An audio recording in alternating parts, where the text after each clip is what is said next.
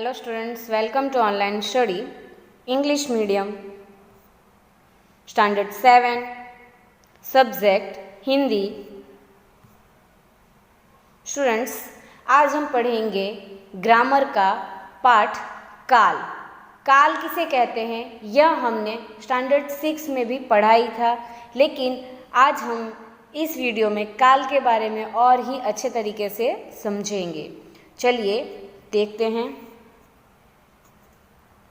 काल जिस रूप से क्रिया के होने के समय का बोध हो उसे काल कहते हैं। अर्थात कि क्रिया कौन से समय में हो रही है, हो चुकी है या फिर होगी, अर्थात समय, उसे काल कहा जाता है। देखते हैं, काल के 3 भेद होते हैं। काल के कुल कितने भेद हैं? 3 भेद हैं। पहला वर्तमान काल, अर्थात जो समय चल रहा है। फिर भूतकाल, अर्थात जो समय बीत चुका है। फिर भविष्य काल, अर्थात जो समय आने वाला है। अब आप समझ गए होंगे कि वर्तमान काल किसे कहते हैं, भूतकाल किसे कहते हैं और भविष्य काल किसे कहते हैं। वर्तमान काल अर्थात जो क्रियाएं हो रही हैं वह वर्तमान काल कहा जाएगा।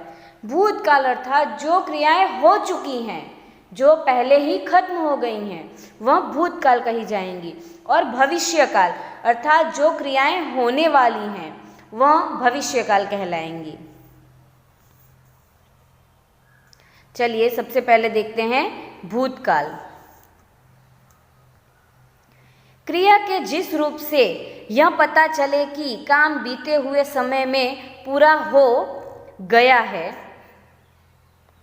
अर्थात भूतकाल किसे कहते हैं कि क्रिया से यह बात पता चले कि यह काम हो चुका है, मतलब न हो रहा है न होने वाला है, यह काम तो खत्म हो गया है, उसे भूतकाल कहा जाता है। अब भूतकाल के भी प्रकार हैं, देखते हैं।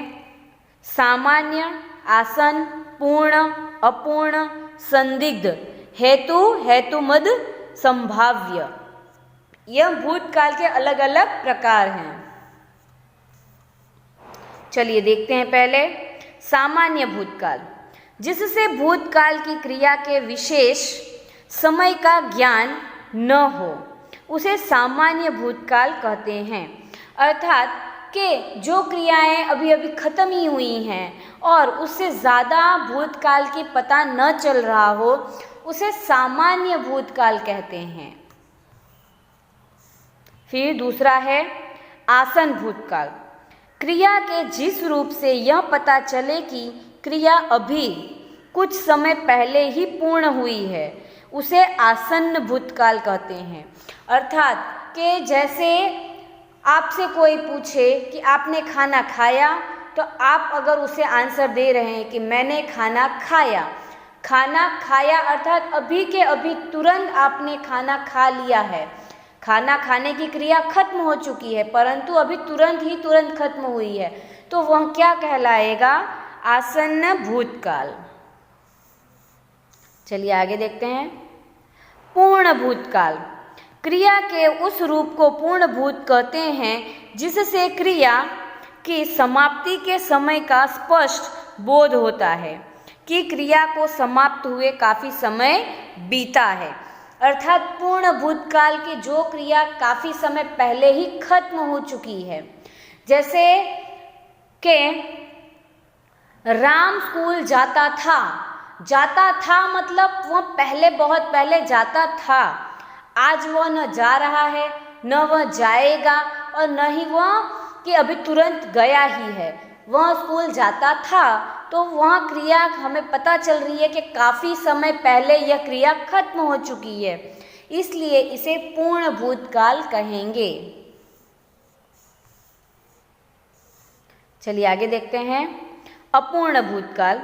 जिस क्रिया से यह ज्ञात हो कि भूतकाल में कार्य संपन्न नहीं हुआ था, अभी चल रहा था, उसे अपूर्ण भूत कहते हैं। अब अपूर्ण भूतकाल अर्थात कि हम यह समझ सकते हैं कि भूतकाल में जो क्रियाएं खत्म हो चुकी हैं वह पूर्ण भूतकाल हो गया। पर पिछले समय में भूतकाल में जो क्रियाएं शुरू तो हुई थी लेकिन खत्म नहीं हुई हैं, वह अभी भी बाकी हैं, तो उसे अपूर्ण भूतकाल कहेंगे। कि जैसे राम खाना खा रहा था, वह खाना खा रहा था, इससे यह नहीं पता चल रहा है कि उसने खाना खा लिया था कि अभी खा ही रहा है। यह पता है कि वह खाना खा रहा था, लेकिन उसके खाने की क्रिया जो थी वह चालू थी।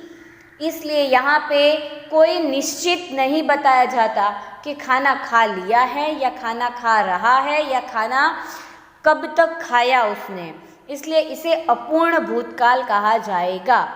भूतकाल इसलिए क्योंकि खाने की क्रिया उसने भूतकाल काफ़ी समय पहले ही शुरुआत की थी, इस वजह से।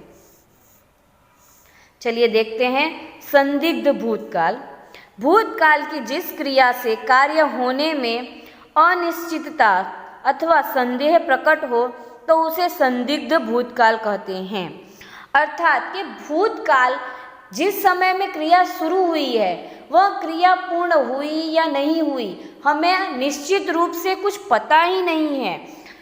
हम संदेह की दृष्टि में हैं कि वह क्रिया शुरू होने वाली थी, वह हुई या नहीं हुई, उसका हमें कुछ पता न हो, तो उसे संदिग्ध भूतकाल कहा जाता है।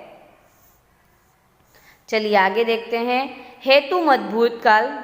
यदि भूतकाल में एक क्रिया के होने या न होने पर दूसरी क्रिया का होना या न होना निर्भर करता है तो वह हेतुमत भूतकाल क्रिया कहलाती है। अर्थात जो क्रिया भूतकाल में हो गई है और वह वर्तमान काल में नहीं हुई है, तो इसका असर भूतकाल की क्रिया पर पड़ता हो तो उसे हेतुमत भूतकाल कहते हैं। यहाँ पे यही बताया जा रहा है कि एक दूसरे पे निर्भर होना, अर्थात कि क्रिया के होने या न होने पर दूसरी क्रिया का होना या न होना निर्भर करता है। जैसे कि राम ने परीक्षा दी थी, अब उसने परीक्षा दी थी तो ही परिणाम आएगा, अगर उसने परीक्षा नहीं दी होगी तो परिणाम नहीं आएगा। तो यह क्या कहलाएगा? हेतुमत भूतकाल। चलिए दूसरा देखते हैं वर्तमान काल। क्रिया के जिस रूप से वर्तमान में चल रहे समय का बोध होता है उसे वर्तमान काल कहते हैं। अर्थात हम इस समय क्या कर रहे हैं, वर्तमान समय में कौन सी क्रिया चल रही है, इस चीज का जो बोध कराए उसे वर्तमान काल कहते हैं। चलिए देखते हैं वर्तमान काल के प्रकार। वर्तमान काल के भी कई प्रकार है। पहला सामान्य, अपूर्ण, पूर्ण, संदिग्ध, तात्कालिक, संभाव्य, यह वर्तमान काल के प्रकार हैं। चलिए देखते हैं पहला सामान्य वर्तमान काल। क्रिया का वह रूप जिससे क्रिया का वर्तमान काल में होना पाया जाए सामान्य वर्तमान काल कहते हैं। जैसे कि जो क्रियाएं रोज के रोज होती ही रहती हैं, जो क्रियाएं वर्तमान काल के समय में रोज डेली करना ही है, वह सामान्य वर्तमान काल कहा जाएगा। दूसरा अपूर्ण वर्तमान काल। क्रिया के जिस रूप से यह बोध हो कि वर्तमान काल में कार्य अभी पूर्ण नहीं हुआ, वह चल रहा है, उसे अपूर्ण वर्तमान काल कहते हैं। जैसे कि हम जो भी कार्य कर रहे हैं अभी भी वह कार्य चालू ही है, वह पूर्ण नहीं हुआ है, तो उसे अपूर्ण वर्तमान काल कहेंगे।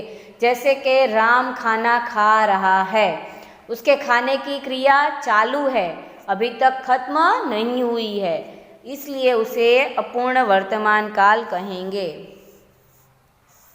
नंबर 3 पूर्ण वर्तमान काल।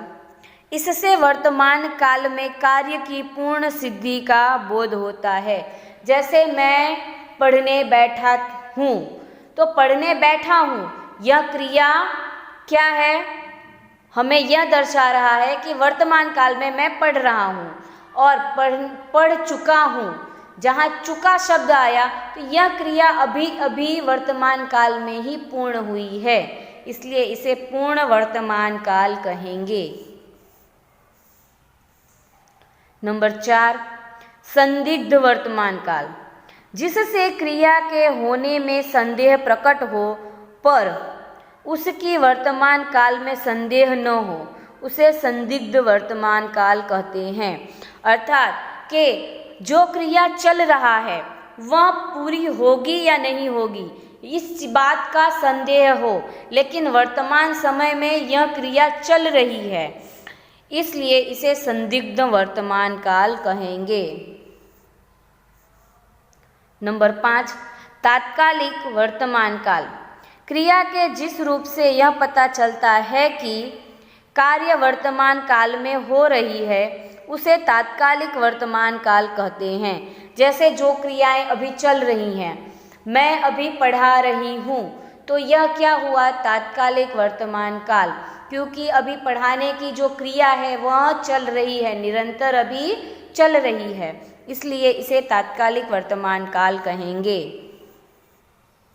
चलिए नंबर 6 है संभाव्य वर्तमान काल। इससे वर्तमान काल में काम के पूरा होने की संभावना रहती है, उसे संभाव्य वर्तमान काल कहते हैं।